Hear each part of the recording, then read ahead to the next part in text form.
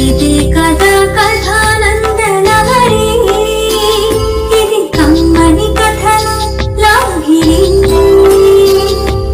కమ్మని కథల లాహిరి,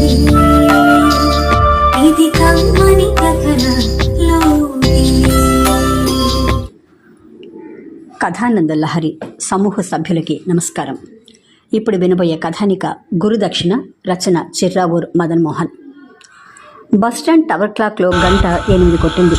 ధర్మం బాబు అంటూ దేనుగా ఓ పసిబిడ్డతో నుంచిన తల్లి గొంతు. యాంత్రికంగా జేబులోంచి పర్సు తీశాడు గురుమూర్తి చిల్లర కోసం. ఒకే ₹1 పాత 10 పైసల బిళ్ళ కనపడ్డాయి. మొన్న ఓ బిచ్చగాడికి పావల వేస్తే వాడు తన్ని చడామడ తిట్టాడు. అది జ్ఞాపకం వచ్చి ఆ తల్లికి ₹1 బిళ్ళ వేశాడు గురుమూర్తి. పోతే ఇక పర్సులో మిగిలింది ఓ ₹500 నోటు, ఓ ₹100 నోటు. అఫ్కోర్స్ 10 పైసల బిళ్ళ పాతది. తను ఊరికెళ్లే డైరెక్ట్ బస్సు రాత్రి 10 గంటల దాకా రాదట. ఇంటికి ఫోన్ చేద్దామంటే చిల్లర కావాలి. ఆ పూట తనకి ఎవరిస్తారు చిల్లర? అక్కడి షాపు వాళ్ళ దగ్గర ప్రయత్నిద్దాం అని కాళ్ళు ఈడ్చుకుంటూ వెళ్ళాడు గురుమూర్తి. ఫలితం శూన్యం. చివరికి అభిమానం చంపుకొని ఓ వైన్ షాపులో కూడా చిల్లర కోసం ప్రయత్నించాడు. క్వార్టరో బీరో కొంటే కానీ చిల్లరివ్వనన్నాడు ఓనర్. విసుగుతో కొట్టు మెట్లు దిగుతుంటే కుడికాలు చెప్పు తెగింది. చచ్చాన్రా బాబు, అసలే చిల్లర లేక అవస్థపడుతుంటే దీనికి తోడు ఇదొకట అనుకుంటూ మళ్ళీ నిజంగానే కాళ్ళు ఈడ్చుకుంటూ నడిచాడు గురుమూర్తి. నమస్తే మాస్టరు. పరిచయమైన పిలుపు. తిరిగి చూస్తే ఓ అపరిచిత యువకుడు.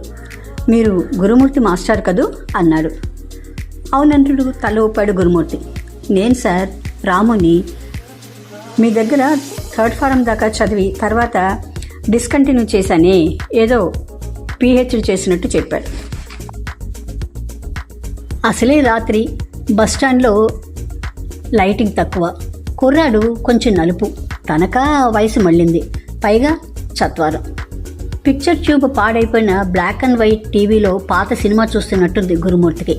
అతనే మళ్ళీ అందుకున్నాడు. సార్, మీరు నన్ను గుర్తుపట్టినట్టు లేదు.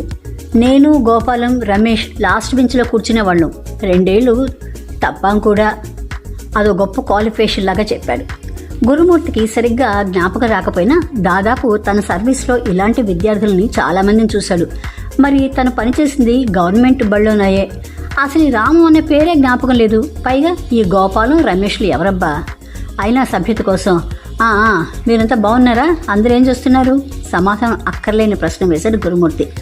ఆ మాత్రం ప్రోత్సాహం చాలు రామంకి. ఆనందపడిపోయాడు. ఇక తన వాగ్ధాటి మొదలుపెట్టాడు. సార్, మీరన్నట్టే జరిగింది. ఆ గోపాలాన్ని చదువుకోకపోతే నడి రోడ్లో నుంచి నడుక్కోవాల్సి వస్తుందని తిట్టేవారే, ఇప్పుడు వాడు ట్రాఫిక్ బీట్ కానిస్టేబుల్గా సెంటర్లో నుంచి వచ్చేపోయే కార్లను కంట్రోల్ చేస్తున్నాడు. మంచి మామూల్స్, మంచి వసూళ్ళు. ఇక రమేష్ అదే ఎప్పుడు కాపీ కొట్టి మీకు పట్టుబడేవాడే, ఇప్పుడు జెరాక్స్ కాపీలు తీసే ఫోటోస్టాట్ కంపెనీ పెట్టాడు. మంచి ఇన్కమ్. ఈ మధ్యనే DTP కూడా తెరిచాడు. తన తిట్లు వీళ్ళ పాలిట వరాలుగా మారాయన్నమాట. సంతోషమే. ఇకపోతే క్లాస్ ఎగ్గొట్టడానికి చిటికెన వేలు చూపించి అస్తమానం బయటికి వెళ్లే నేను ఇవాళ ఈ బస్టాండ్లోని government pay and use toilet కాంట్రాక్టర్ని. ఆ మాట వినగానే ప్రాణం లేచొచ్చినట్టయింది గురుమూర్తికి. చిల్లర సాధించే ప్రయత్నంతో పాటు తన దృష్టి బస్టాండ్ బాత్రూంలోనే వెలుగుతోంది. తన దగ్గర చిల్లర లేదు. వీడా తన శిష్యుడని పరిచయం చేసుకున్నాడు. పైగా తన బాధ, తొందర ఇతరులతో పంచుకునేది కాదు. జీవితంలో ప్రమోషన్లకు, ట్రాన్స్ఫర్లకు కూడా ఏ రికమెండేషన్ జోలికి పోలా. చిచ్చి, చివరికి దీనిగా రికమెండేషన్. విసుగు, మొహమాటం అతన్ని ఇరకాటంలో పెట్టాయి. ఇంతకీ మీరేమిటి సార్ ఇక్కడ? ఎక్కడికి వెళ్ళాలి? ఈ బస్టాండ్లో నాకు అంతా తెలుసు. ఏ ఊరికి టికెట్ కావాలి? ఏదో జిల్లా కలెక్టర్లా పోజు పెట్టి అడిగాడు. ఆ వివరాలు అవి అతనికి చెప్పాడు గురుమూర్తి. యూ డోంట్ వరీ మాస్టారు, డైరెక్ట్ బస్సులో VIP సీట్లో కూర్చోబెడతా. ఆ కండక్టర్స్, డ్రైవర్స్ మనకి బాగా తెలిసిన వాళ్లే. అందరూ నా కస్టమర్లే. తనదేదో ఇంటర్నేషనల్ కంపెనీలాగా ఫీల్ అయి చెప్పాడు. నిజమే మరి. ప్రకృతి సిద్ధమైన అవసరాలు, నేచర్ కాల్స్, బయోలాజికల్ నీడ్స్, వాటిని ఎవరు అధిగమించగలరు? తన పరిస్థితి అదే. లోపలికి వెళ్ళాలి కానీ అడగలేడు. మొహమాటం. జనవరి నెల, చల్లగాలి. మొదట్లో ప్రాణానికి హాయిగా అనిపించిన క్రమంగా చలి ఉక్కిరి బిక్కిరి చేయటం మొదలుపెట్టింది. మాస్టారు, పండగ రష్ కోసం ఇప్పుడు స్పెషల్ బస్ వస్తుంది. ఆ గుంపులో మీరు ఎక్కలేరు. నేను వెళ్ళి టికెట్ తీసుకుని సీట్ వేసి వస్తా అంటూ ఆ 100 నోటు తీసుకుని వెళ్ళాడు రాము. కాసేపు ఉండి వెనక్కి వచ్చి, సార్ ఒక చిన్న ప్రాబ్లం. వీడికి బస్ కండక్టర్లు డ్రైవర్లు అంతా తెలుసునని కోతలు కోశాడు. ఇప్పుడు తీరా అసలు విషయానికి వచ్చేసరికి వెనక్కి తగ్గుతున్నాడు అనుకున్నాడు గురుమూర్తి. ఏం లేదు, నేను వెళితే అక్కడ ఎవరూ ఉండరు. ఇక్కడ పనిచేసే కుర్రాడు భోజనానికి వెళ్ళాడు. కలెక్షన్ దెబ్బతింటుంది. కాబట్టి కాస్త క్యాష్ కౌంట్ చూసుకోండి సార్. తన కాన్వకేషన్ తర్వాత అపాయింట్మెంట్ నుండి రిటైర్మెంట్ వరకు ఏ పై అధికారి తనకి ఇలా ఆర్డర్ వేయలేదు. అదంతా పట్టించుకొని రాము చెప్పుకుపోతున్నాడు. అదేం పెద్ద కష్టం కాదు మాస్టారు. తలా ₹1 కలెక్ట్ చేయాలి. ₹1 పర్ హెడ్. ఏదో గొప్ప మల్టీనేషనల్ కంపెనీ ఫినాన్షియల్ పాలసీ లాగా చెప్పాడు. అంతవరకు బాగానే ఉంది గురుమూర్తికి. రామం పోతూ పోతూ గళ్ళాన్ని లాక్ చేసి తాళం చెవులు జేబులో వేసుకుని తన గురు భక్తిని ప్రదర్శించి మరీ వెళ్ళాడు. గురుమూర్తి మనసు చివుక్కుమంది. తన నిజాయితీని శిష్యుడు శంకించినట్టు ఫీల్ అయ్యాడు. But boss is always right.